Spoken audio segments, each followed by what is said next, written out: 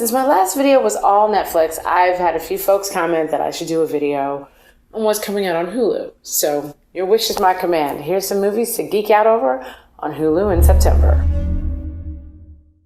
Hey everybody, I'm Karama, aka the Blurred Girl, and welcome to my channel.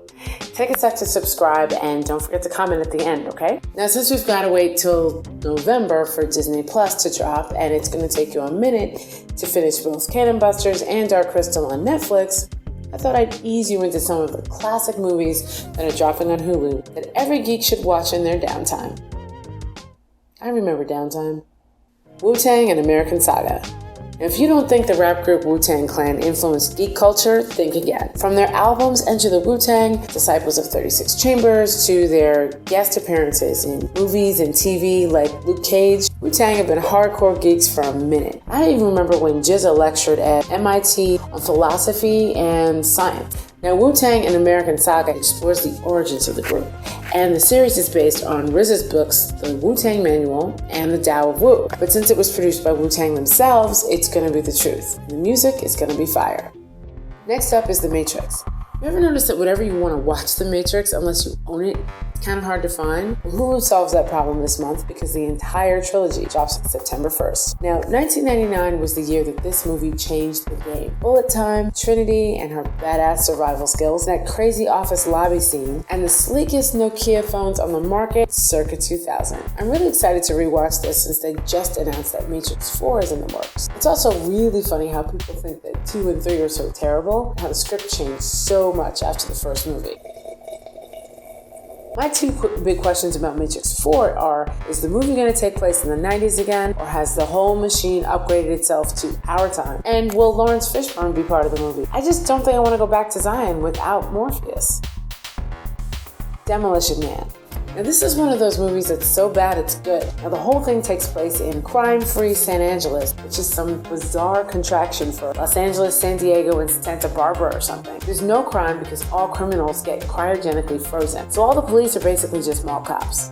Anyway, Wesley Snipes' character, Simon Phoenix, is the big baddie. This is the 90s. There weren't any other roles if you were a black man unless you were in a Spike Lee joint. Phoenix gets thawed out for his parole hearing and then decides he's gonna bust out and wreak havoc. The cops have no idea what to do because they've never seen violence before, so they decide to defrost the wrongly convicted ex-police officer John Spartan, played by none other than Sylvester Stallone, who of course just happens to be the original arresting officer during Phoenix's previous rampage, because movies. Bad haircuts aside, there are a ton of cameos in this movie. Benjamin Bratt, Dennis Leary, Sandra Bullock. This was like her breakout role. And we get to see Snipes kick some ass before his next big role as Blade. Next up is Evil Dead. Now, Sam Raimi unwittingly set the bar really high when he wrote this tale of a vacation story gone terribly wrong. Basically, it's a group of friends who decide to take a vacation in a cabin in the woods.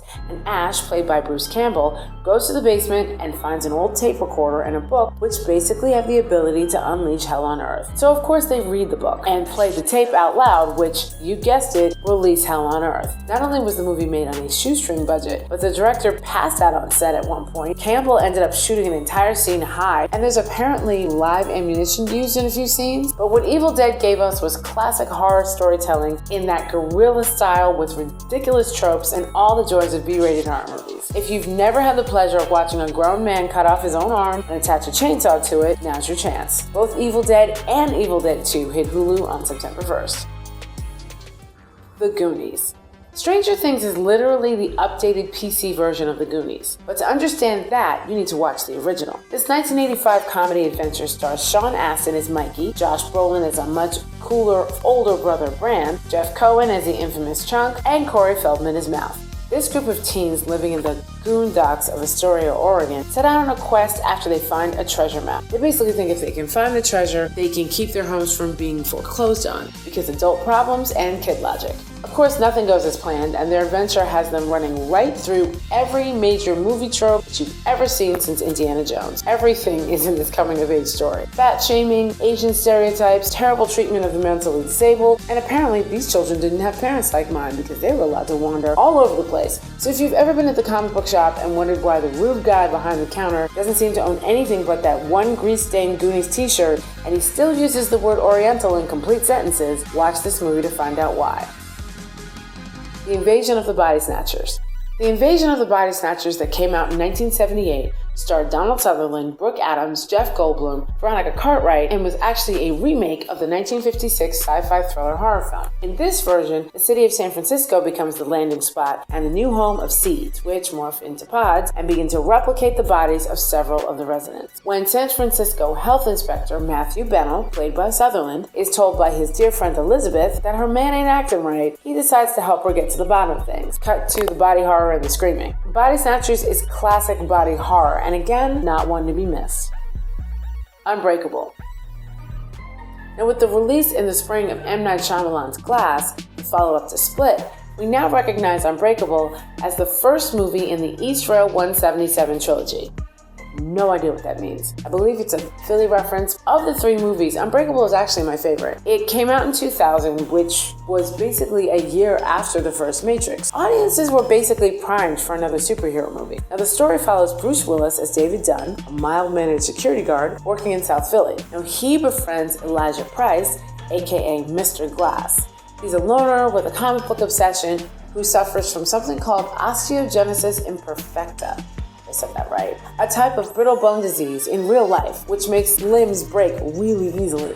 Glass is played masterfully by Samuel L. Jackson, and together they realize that David is actually Steve Rogers and Glass is actually Dr. Strangelove. But it really makes for one great origin story. So those are my picks for the geeky things to chill out and watch on Hulu in September. Don't forget to subscribe and leave a comment below and let me know if you like these videos or if there's another streaming service that you'd like me to cover next month. And don't forget to follow me on Twitter and Instagram. There's a lot going on there. See you next time.